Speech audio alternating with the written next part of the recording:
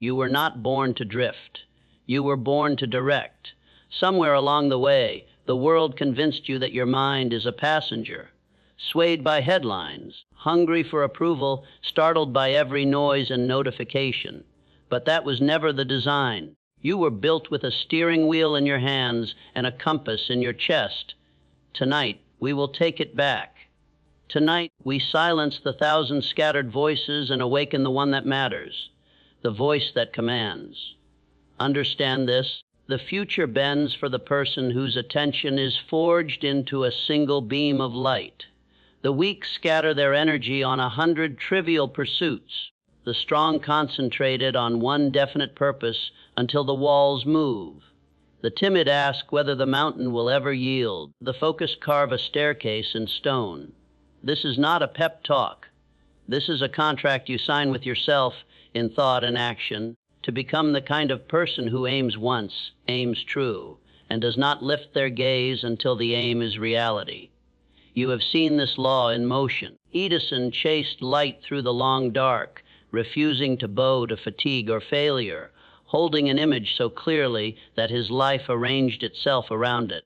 Ford pursuing the impossible, V8 while experts smirked, directing his attention with such stubborn purity that mechanics surrendered to his will. Carnegie stacking steel and systems by concentrating on leverage, efficiency, and men, always returning to the single question: how do we build at scale? These men were not luckier, not chosen by the gods. They just obeyed a law most people ignore. Your life becomes the shape of your dominant thought, repeated with discipline, emotionalized with belief, and executed with relentless focus.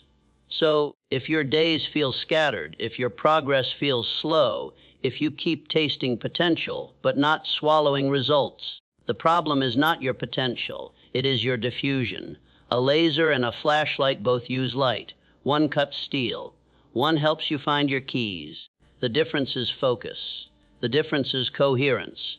The difference is a mind that says, I go there, and then refuses every detour dressed as opportunity.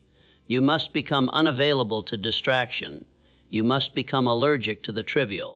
You must recognize the deadly cost of divided attention, how it steals the very currency of achievement, your time, your energy, your faith.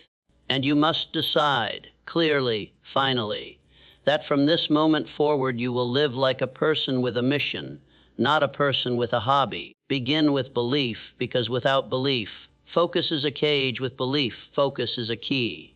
You become what you permit.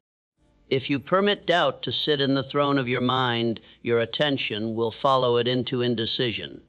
If you permit fear to claim your mornings, your attention will feed it all day. But if you enthrone belief, calm, deliberate evidence-seeking belief, then attention becomes your soldier. Napoleon Hill wrote of a definite chief aim not as a casual wish, but as a burning order issued to your own spirit. You do not try to possess it. You possess it internally, and then your behavior becomes the proof. When belief is earned by small kept promises, your focus stops slipping. You begin to trust yourself, and self-trust is the father of sustained attention. Decide what you are aiming at. No foggy dreams, no vague ambitions. Write the sentence that pulls your eyes forward. What is the result you are building with your next 12 months? What is the identity you are constructing with your next 90 days? Indecision is a leech. It drains vigor. It mocks discipline. Choose, declare, and puncture the balloon of hesitation with immediate action. Do not just dream larger, measure tighter. Ask, what is the next action that closes the distance? Then do it now. Action is how you respect your vision. Focus is how you protect it. The person who acts while others overthink becomes dangerous fast, because momentum amplifies belief, and belief intensifies focus, and focus accelerates results. Listen to me, clarity is not a gift, clarity is a practice. It is carved, not given.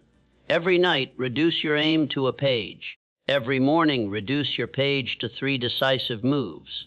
You are not allowed to do 4 until the 3 are complete. Do not negotiate with this rule. Structure your day like a military operation around your one essential, The world will try to pull you sideways, to soak your intention in interruptions, to glow and ping and distract you into mediocrity. You will not bow. You will build a sanctuary of attention, a sacred block of time where you become unavailable to the world so you can become unforgettable in the world. In that sanctuary, you do the deep work that builds your fortune, not someday today, and again tomorrow, and again until your results make introductions on your behalf. You might say, but life is complex.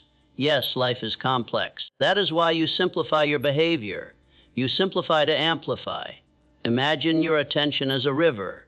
Left untamed, it floods everything, muddy and shallow. Channeled, it carves a canyon.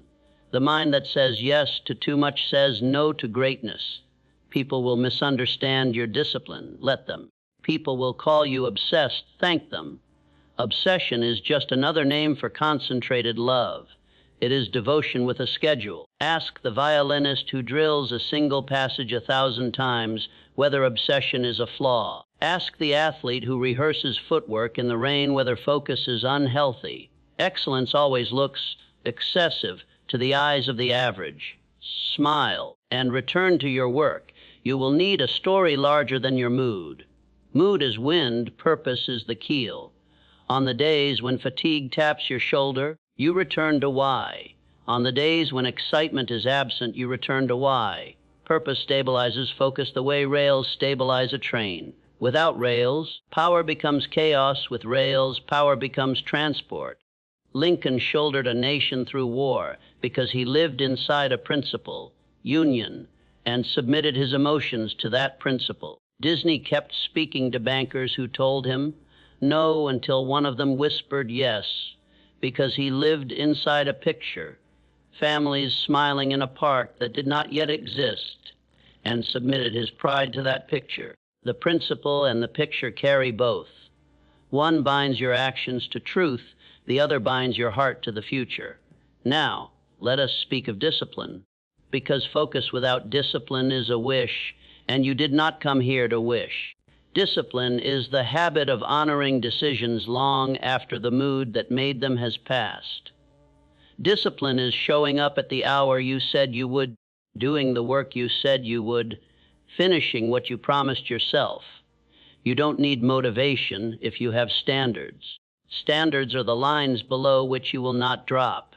You pick your standards in peacetime so that in storms you are already governed. Create a standard for your mornings, a fixed wake time, a fixed start ritual, a fixed first task. Create a standard for your deep work, a minimum block where the world cannot reach you. Create a standard for your body, movement that keeps your engine powerful. Discipline tells your subconscious, we are serious, and the subconscious responds by opening doors you did not see before. Focus becomes easier when the body expects it, the desk is prepared for it, the calendar protects it, and the heart honors it. Gratitude will seem like a soft word to the impatient, but gratitude is focused training in disguise. It is the art of noticing the valuable and ignoring the trivial. When you practice gratitude, you are practicing selective attention. You are telling your mind, we look for the useful, the strengthening, the true. That habit transfers to your work. Gratitude turns the noise down on complaint and turns the volume up on possibilities. It keeps you from chasing novelty for the thrill of it and keeps you invested in the work for the growth in it. Look carefully. The person who is grateful also persists because they are in love with the process, not just the prize. And the person in love with the process becomes very hard to stop. Adversity will visit. Good. Adversity is focus's teacher. When the plan collapses, when the market shrugs, when your best effort falls short, you will be tempted to scatter. Try 5 new paths at once. Change your aim, doubt your worth. Not you. You will adapt without abandoning. You will flex your method while protecting your mission. Resilience is not hardening. Resilience is calibrating. Steady heart, flexible hands. Rockefeller did not gain dominion by wishing for gentle seas. He learned to study the tide. He made the storm a partner by mapping it and planning within it. This is your postured eyes open, ego quiet, attention learning. Ask, what is the signal in this noise? What is the one adjustment that makes the next attempt sharper? You do not chase 10 answers. You carve one superior question. Learning is not a phase, learning is oxygen. The focused mind feeds itself. 10 minutes of reading before sleep. 10 lines of notes distilled to one application. You will resist the temptation to drown in information. You will drink with intention. Every idea must be reported for duty. If it cannot tell you how it accelerates your aim, it leaves your notebook. Remember Edison napping at his bench, letting his subconscious churn the material he had fed it. You do not consume to appear intelligent. You consume to become effective. You turn knowledge into action so quickly that your brain begins to expect it. Then, miracles occur, ideas start arriving tailor-made. Solutions surface in the shower, connections arise in conversation, and focus deepens because your mind trusts that what you choose to learn will be used. Guard your environment because the environment writes code to your attention. People, places, platforms. Each either sharpens or dulls your aim. Keep company with builders. Measure your weeks with those who speak in results, not gossip. Assemble your quiet mastermind, even if only in your imagination at first. Sit with the counsel of your heroes. Ask Ford about production. Ask Carnegie about leverage. Ask Edison about persistence. Ask Lincoln about endurance. Ask Disney about vision. Then get up and do the next faithful thing. Influence is not neutral. If you do not design your environment will design you. Curate ruthlessly. Your focus is too expensive to spend it in cheap rooms. Now let us enter the forge of decisive action.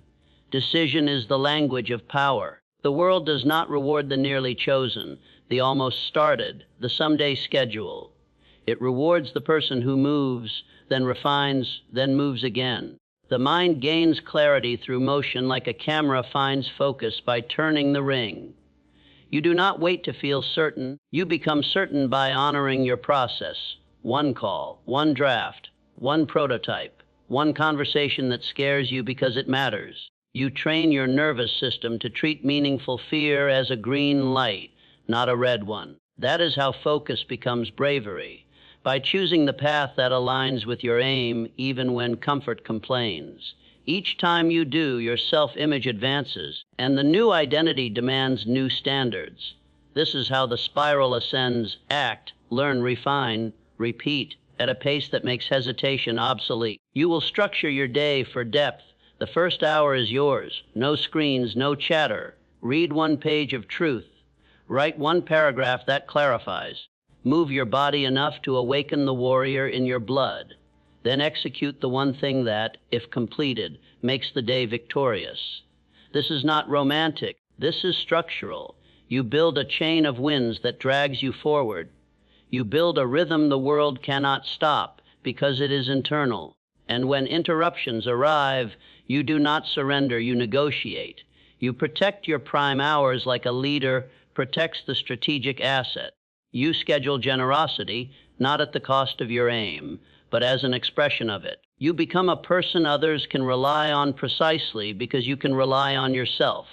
Some will tell you balance is the goal. It is not.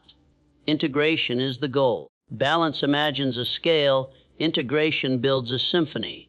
You do not balance purpose against relationships. You integrate purpose with relationships by living your standards where it matters most.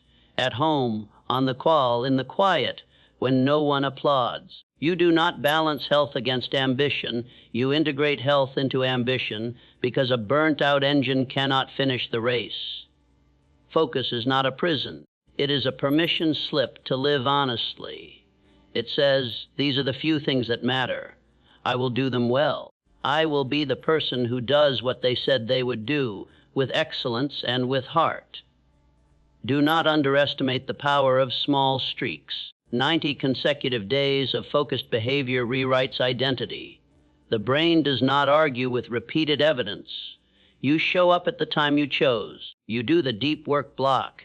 You capture one lesson. You execute one bold move. This is how colossal outcomes happen, quietly, almost rudely, because they did not ask for permission. They just arrived built from 1,000 tiny bricks laid by a focused hand. Your friends will say you have changed. They are correct. You changed because you stopped negotiating with what distracts you and started negotiating with what develops you. The enemy will try to return the phone that vibrates like a needy child, the inbox that pretends everything is urgent, the impulse to publicize before you internalize, the itch to compare your chapter 3 to someone else's chapter 30. Focus defeats them with systems. Turn off what you can. Time, block what you must. Use lists that begin with verbs. End each day by instructing tomorrow 3 moves, 1 reading, 1 review. Catch yourself when vanity tempts you to broadcast half-baked progress in exchange for a few fast likes. You are not building a performance. You are building a legacy. When you feel the comparison closing in, return to your lane and sprint. The fastest cure for envy is action on your own assignment. Money, wealth, listen carefully. Wealth respects focus. The market rewards those who solve one painful problem deeply for a defined someone. Scatter and you starve, concentrate and you compound. Carnegie did not try a little of everything to get rich. He found leverage and drilled. Rockefeller did not flutter from field to field. He integrated a supply chain and dominated. In your era, it may be software or service, art or analytics, medicine or media. But the principle is identical, becomes so useful in one lane that opportunity must knock to get a piece of your attention. That usefulness is built in focused sprints, measured feedback, relentless improvement, and a refusal to dilute your edge for the comfort of variety. Failure will visit again. Good. Failure is focused feedback. The arrows that miss tell you more about your aim than the ones that land by accident. Take responsibility without self-hatred. You are not your mistake, you are your pattern of correction. Ask, where did attention falter? Where did discipline soften? Where did I cling to pride instead of learning? Then implement the smallest fix that prevents the same failure from repeating. That tiny fix is a hinge. It can swing doors you cannot yet imagine. People call this humility, but it is more. It is long-term arrogance, the proper kind, the confidence that you will outlearn, outlast, and outfocus anyone who is busier collecting praise than progress. Let us speak now of faith, not as sentiment, but as strategy. Faith is the decision to emotionally commit to the result before the result exists, so that your daily focus does not shake when the world is quiet. Without faith, you check the soil every hour to see if the seed sprouted. With faith, you water on schedule and prepare for harvest. Detach from timing without detaching from effort. You are accountable to the cause. Outcomes are accountable to the law. When belief is steady, your attention stops panicking. You stop thrashing. Your strokes become long, your rhythm smooth, your energy oddly peaceful, even as your actions intensify. People will call this luck. It is not luck. It is alignment, thought, word, and deed stacked in one direction for so long that the world had to yield. Now, identity. If you take only one thing from this, take this: the most focused people you know are not straining every day to be focused. They simply do what people like them do. Identity runs the show. Create an identity that demands focus. I am the kind of person who protects my mornings. I am the kind of person who finishes what I start. I am the kind of person who does deep work daily. Repeat until it feels like home. Then defend it with evidence. Each kept promise is a vote. 90 votes become law. Once it is law, you no longer negotiate in the moment. You just live by the law. That is freedom. That is speed. That is how focus becomes instinct. If you need a symbol, build one. A ring you touch before you begin. A phrase you write at the top of every page. A song that starts your block. Rituals are bridges. They carry you from distraction to devotion. Edison's bench nap was a ritual. It cued the subconscious to deliver. Athletes lace a boot the same way before battle for a reason. It locks posture. Create your own lock. Use it not as superstition, but as a lever. Teach your body and mind to associate the ritual with a state where you cannot be pulled away. As results appear, guard your humility. Success is a louder distraction than failure. It invites applause, and applause invites laziness. You will celebrate briefly and then return to the field. You will enjoy the fruit without tearing out the root. Remember, the same focus that built your first victory will build your next. Do not become a curator of old triumphs. Become a constructor of new ones. The person who keeps their hunger pointed forward remains dangerous in the kindest way. Dangerous to complacency, dangerous to excuses, dangerous to the smallness that ruins gifted lives. If you feel alone in this, good. Focus is lonely before it becomes legendary. The crowd is not hostile. The crowd is distracted. They will not understand your boundaries until they witness your results. And when they do, they will ask how. You will tell them the truth they did not want to hear at first. You picked a direction. You believed with evidence. You built systems. You protected your attention, and you refused to betray your standards. That is not sexy enough for headlines, but it is permanent enough for history. There will be moments when you are tempted to widen your aim. You will imagine more streams means more water, but 100 shallow rivers never carved a canyon. One river did. Choose depth over breadth. Choose mastery over a portfolio of almosts. The marketplace will always dangle new keys. Remember that most doors worth opening are unlocked from the inside, by the person you become through concentrated effort. You do not need more doors. You need one door opened fully. Your body will thank you for focus. Scatter creates stress, cortisol without cause. Focus creates meaningful stress, effort with endorphins. You sleep cleaner when you live clearer. You put your head down at night, knowing that your hours had weight. There is a wholesome tiredness that comes from doing the thing you were meant to do with both hands. Find that tiredness often. It resurrects you in the morning. If you lead others, teach them this law, not with slogans, but with schedule. Protect their focus by protecting your own. Hold fewer, deeper meetings. Decide in writing. Reward progress, not performative business. Make clarity a kindness. Leaders who disperse focus to look busy are building palaces on fog. Leaders who concentrate attention are laying brick on bedrock. Your team will become what you tolerate. Tolerate distraction and you will command drift. Tolerate excuses and you will command apology. Demand attention and you will command achievement. At this point you may hear a whisper. Is it worth it? Only you can answer. But history has answered many times. The inventions that felt like miracles were the outputs of ordinary men and women who chose extraordinary focus. The skyscrapers that redefine skylines begin as lines on paper guarded from a dozen competing demands. The books that changed nations were written by people who turned the doorknob on the silent room and stayed. The family that becomes a lighthouse in a confused culture is led by a mother or father who chooses presence over noise. Behind every visible victory is 1,000 invisible, focused hours. Decide now how your focused hours will be spent. Picture them like soldiers in formation. Do not send them into pointless battles. March them into the one campaign that, if won, changes everything. If you are unsure where to start where friction is greatest, where procrastination hides. Often the task you avoid is the gate you must pass. Walk through it. You do not need to sprint through the whole future. You need to step through the next gate, and then the next.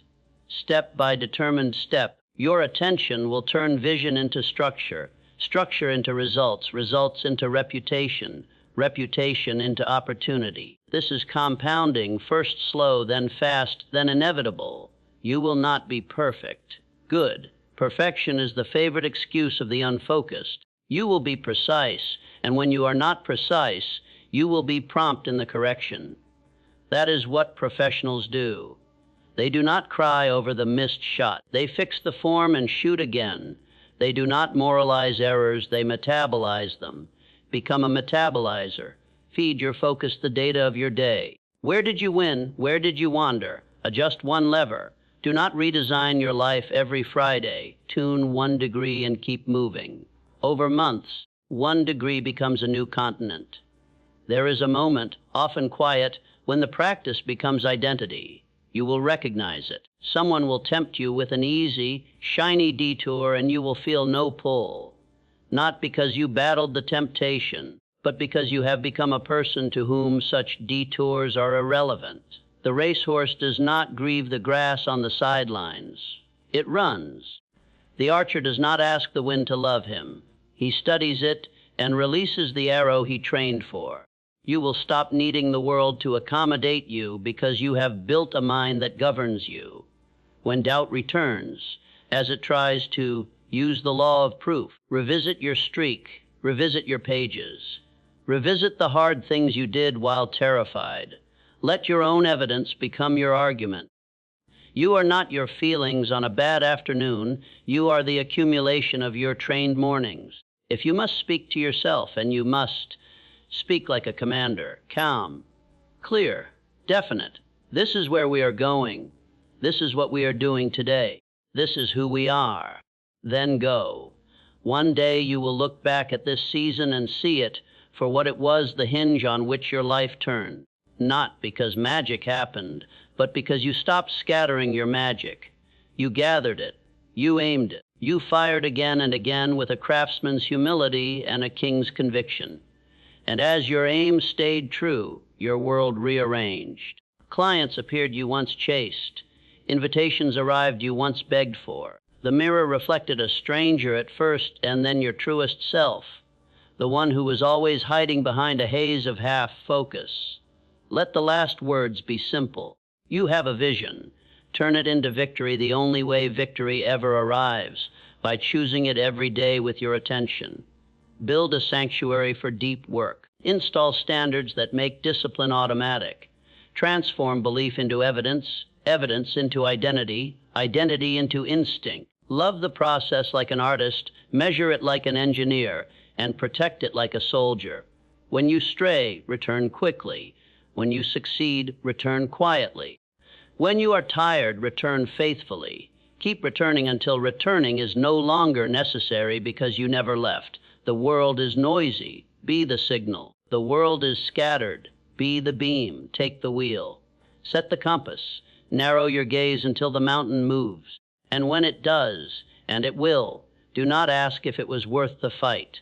Smile. You did not move the mountain. You became the person who could.